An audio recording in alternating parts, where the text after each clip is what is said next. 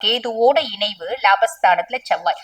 பொதுவா இந்த லாபஸ்தானத்துல கேது இருக்கு அப்படின்னாலே பாத்தீங்கன்னாங்க அவங்களுக்கு பொதுவா இந்த ராகு கேதுல லாபஸ்தானத்துல இருக்காங்க அப்படின்னா அவங்க அந்நிய நாட்டு கிரகங்க.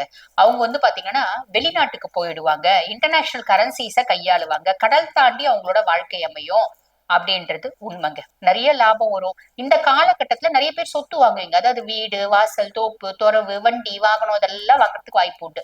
ஆரோக்கியத்துல மேம்பாடு அப்படின்றது இருக்கதான் செய்யும். சோ எல்லாமே பிளஸ் தாங்க, எதுவுமே மைனஸ் இல்ல. ஒரே ஒரு சின்ன மைனஸ் இருக்கு. மைனஸ் சொல்லாம இருக்க மாட்டீங்களே அப்படின்னு கேட்காதீங்க, அதையும் சொல்லணும் இல்ல.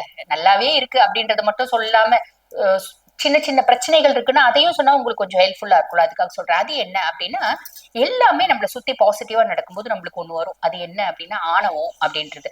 அந்த ஆணவத்தை அடக்கிக்கோங்க. ஏன்னா இந்த 2.5 வருஷம் சூப்பர் டூப்பரா இருக்க போது, எல்லாமே நல்லா இருக்கு அப்படின்னும் போது நம்மளுக்கு கொஞ்சம் எல்லாமே பிளஸ்ஸா போகுது, நான் பெரிய ஆளு அப்படின்ற ஒரு ஆணவம் ஒரு கர்வம் அதெல்லாம் வரும். அது வேண்டாம்.